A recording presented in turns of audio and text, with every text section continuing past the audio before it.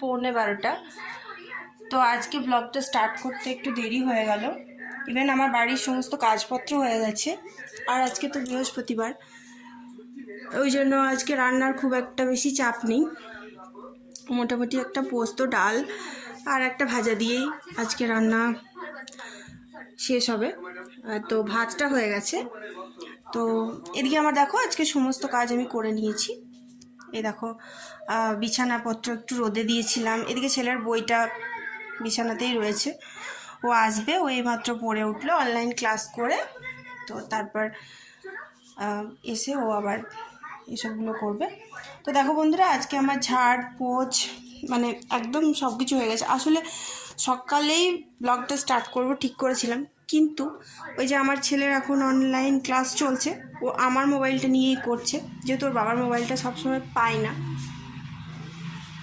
তো এই হচ্ছে, দেখো প্রত্যেক দিনের যা যা আমি কাজকর্ম করি সেগুলো আমি তোমাদের সাথে একটু করে শেয়ার করার চেষ্টা করি। আর ওইদিকে দেখো আমার টিভি চলছে। আর তো তো চলো তোমরা ব্লগটা দেখতে থাকো, আর ভালো লাগলে অবশ্যই আর কি বলবো, ভালো লাগলে অবশ্যই একটা লাইক করবে, তাহলে আমার ভালো লাগবে।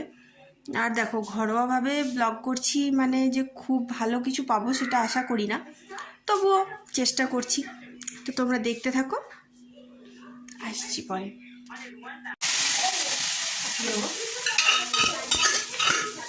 গুড ইভিনিং বন্ধুরা, এখন সময় হচ্ছে 11:45। তো আজকে ব্লগটা স্টার্ট করতে একটু দেরি হয়ে গেল। ইভেন আমার বাড়ির সমস্ত কাজপত্র হয়ে গেছে, আর আজকে তো বৃহস্পতিবার, ওই জন্য আজকে রান্নার খুব একটা বেশি চাপ নেই। মোটামুটি একটা পোস্ত, ডাল আর একটা ভাজা দিয়েই আজকে রান্না শেষ হবে। ওই জল দিয়ে ভাতটা হয়ে গেছে। তো এদিকে আমার দেখো আজকে সমস্ত কাজ আমি করে নিয়েছি। এই দেখো বিছানাপত্র একটু রোদে দিয়েছিলাম। এদিকে ছেলের বইটা বিছানাতেই রয়েছে, ও আসবে, ও এইমাত্র পড়ে উঠলো অনলাইন ক্লাস করে।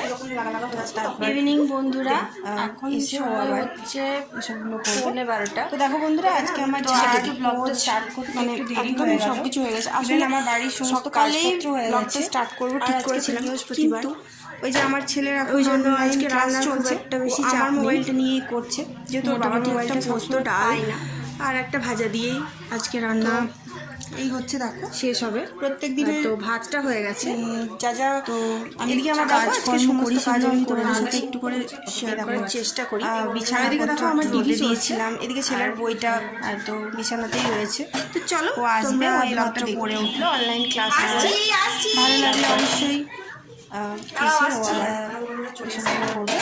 তো দেখো বন্ধুরা, আজকে আমার ঝাড় পোছ লাইক মানে একদম সব কিছু হয়ে গেছে। আমার ভালো লাগবে সকালেই ব্লগটা স্টার্ট করবো ঠিক ব্লগ করছি, মানে যে ওই যে আমার ছেলের এখন অনলাইন ক্লাস চলছে, তবু আমার মোবাইলটা নিয়েই করছে, যেহেতু বাবার মোবাইলটা সবসময় পাই না। আসছি পরে। তো এই হচ্ছে, দেখো প্রত্যেক দিনের যা যা আমি কাজকর্ম করি সেগুলো আমি তোমাদের সাথে একটু করে শেয়ার করার চেষ্টা করি। আর ওইদিকে দেখো আমার টিভি চলছে। আর তো তো চলো তোমরা ব্লগটা দেখতে থাকো, আর ভালো লাগলে অবশ্যই আর কি বলবো, ভালো লাগলে অবশ্যই একটা লাইক করবে, তাহলে আমার ভালো লাগবে। আর দেখো ঘরোয়াভাবে ব্লগ করছি, মানে যে খুব ভালো কিছু পাবো সেটা আশা করি না, তবুও চেষ্টা করছি। তো তোমরা দেখতে থাকো, আসছি পরে।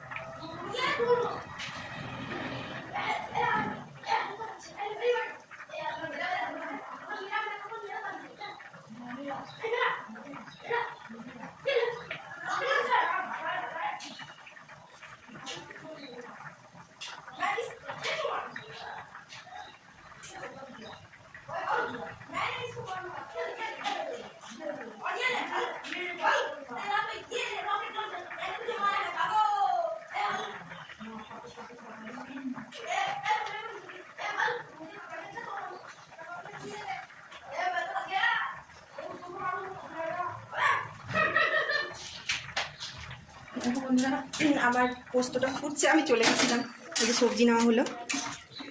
এবারে এই দেখো সবজি নেওয়া হয়ে গেছে। এখন গরমে কোনো কিছু সবজি ভালো লাগে না খেতে, বাট সবজি তো খেতে হবে। এই যে দেখো এই সবজিগুলো নেওয়া হলো টুকটাক।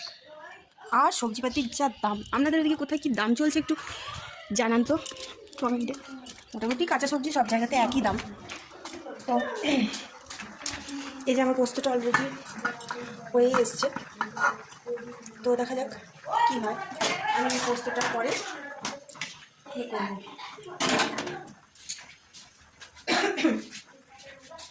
টকটক হবে।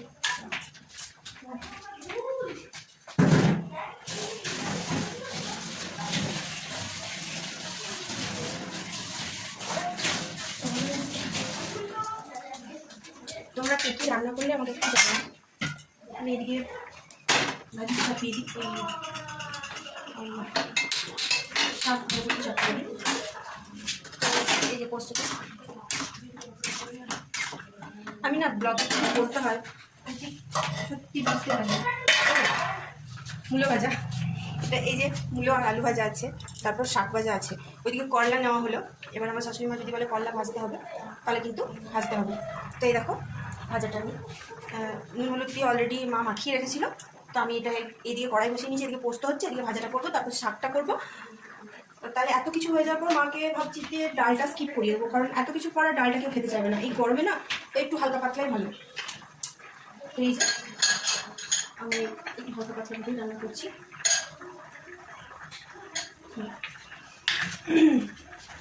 এই যে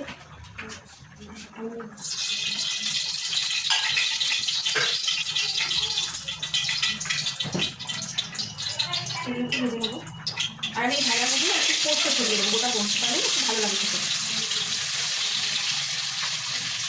আর আমি এগুলো টুকটাক টিফিন সবাইকে খাইয়ে নিজে খেয়ে টিফিন বানিয়ে না আমি একটু ওপরে গেছিলাম।